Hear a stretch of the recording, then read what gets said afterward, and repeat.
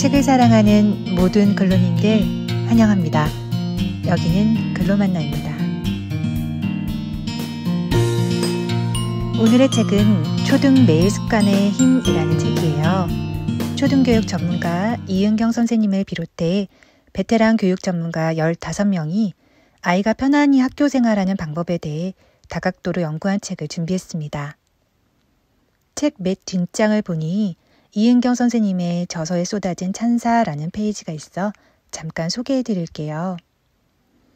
하염없이 엄마들의 마음을 어루만져 주다가도 선생님 입장에서 단호한 입장을 보이는 부분이 좋았어요. 확실히 두 입장을 다 겪어보신 분이라 이해도 쉽고 많이 와 닿더라고요. 일반적인 육아서에서 이론과 상담 일지를 쭉 늘어놓은 식이 아닌 실질적이고 실용적인 정보로 가득합니다. 읽으면서 느낀 건 정말 가독성이 뛰어나 작가의 문필력에 감동했어요. 이런 칭찬과 피드백은 작가에게 정말 힘이 되고 덩실덩실 춤추게 만들 것 같아요. 이은경 작가님 정말 부럽네요. 오늘은 이 책 프롤로그를 읽어드리려고 해요. 초등 자녀를 키우고 계시거나 이미 그 시기를 지난 자녀를 돌보고 계신 어머님들께도 공감과 위로가 될 글이라 생각해 소개합니다. 학교를 즐겁게 만드는 사소한 습관의 비밀. 학년이 시작될 때면 기다렸다는 듯 빠르게 적응해서 편안하고 즐거운 새 학년을 시작하는 아이들도 있지만 몇 달이 지나도록 마음을 못 붙이고 힘들다고 투덜거리며 부모와 담임의 마음을 애타게 만드는 아이들도 많아요. 이 둘 사이에 어떤 차이가 있는지, 타고난 성향이라고밖에 해석할 수 없는 건지, 성향이라면 극복할 일상의 열쇠가 무엇일지 오랜 시간 고민했습니다. 답은 뜻밖에도 매우 가까운 곳에 있었어요. 부모와의 일상 속에서 스스로 해낸 성공 경험이 많았던 아이들, 즉 혼자 힘으로 할 수 있는 것이 많은 아이일수록 학교 생활을 편안하고 즐겁게 느낀다는 거예요. 교실에 있는 내 사물함을 반듯하게 정리할 줄 모르고 다 먹은 식판을 깔끔하게 처리하지 못해 툭하면 선생님과 친구들의 잔소리를 듣는 아이에게 학교는 불편하고 귀찮고 부담스러운 곳일 뿐입니다. 손과 발이 되기를 자청하며 모든 것을 대신해주는 엄마가 없는 교실은 아이에게 막막하고 어려운 도전의 연속이겠죠. 아이를 낳고 부모가 되는 것은 땅에 씨앗을 심는 일입니다. 아이는 세상이라는 낯설고 멋진 곳에 아주 조금씩 뿌리를 내리기 시작합니다. 이 씨앗은 부모라는 영양분, 햇살, 물, 바람을 받으며 부지런히 자라지만 안타깝게도 모든 씨앗이 기대만큼의 아름다운 꽃을 피우지는 못해요. 어떤 땅에서 어느 정도의 햇빛과 물을 받느냐에 따라 그 모습은 서로 많이도 달라지더군요. 우리 아이는 지금 어떤 모습의 꽃을 피우는 중일까요? 뿌리에 상처가 나고 튼튼하지 않으면 큰 나무로 자랄 수도 고운 꽃을 피우기도 어렵습니다. 아이가 자라는 동안 부모가 제공하는 환경은 고스란히 아이의 평생을 좌우하는 뿌리가 됩니다.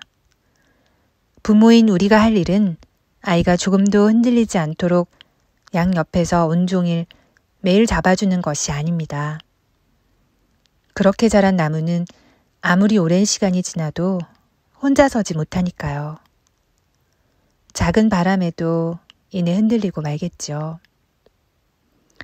땅속 구석구석 박혀있는 돌과 바위를 이겨내며 스스로 단단한 뿌리를 내린 나무만이 결국 자신만의 든든한 뿌리를 갖게 됩니다.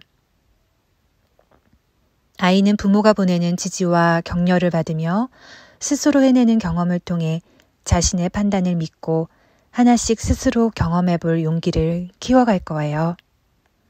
더불어 밝고 건강하고 자신감 넘치는 마음가짐을 얻으며 긍정적인 시선으로 세상을 바라볼 수 있는 배려하고 나누는 것에 익숙한 따뜻한 아이로 잘할 것입니다. 혹시 자식을 위한 희생이라는 명분으로 아이 스스로 충분히 할 수 있는 일임에도 불구하고 일상 곳곳에서 지나치게 많은 도움과 간섭, 조언, 잔소리, 에너지, 노동력을 쏟고 있지는 않나요? 아이가 넘어질 때마다 바쁘게 달려가 일으켜주지 않았으면 좋겠습니다. 혼자 온갖 노력을 해봐도 도저히 일어날 수 없어 결국 도움을 청할 때 언제든 따뜻하고 든든한 손을 내밀어주는 부모였으면 합니다. 잠시 넘어졌다고 절대 크게 잘못되지 않는다는 거 잘 알고 있죠? 다시 일어서면 되잖아요. 우리도 그렇게 잘 자라왔잖아요.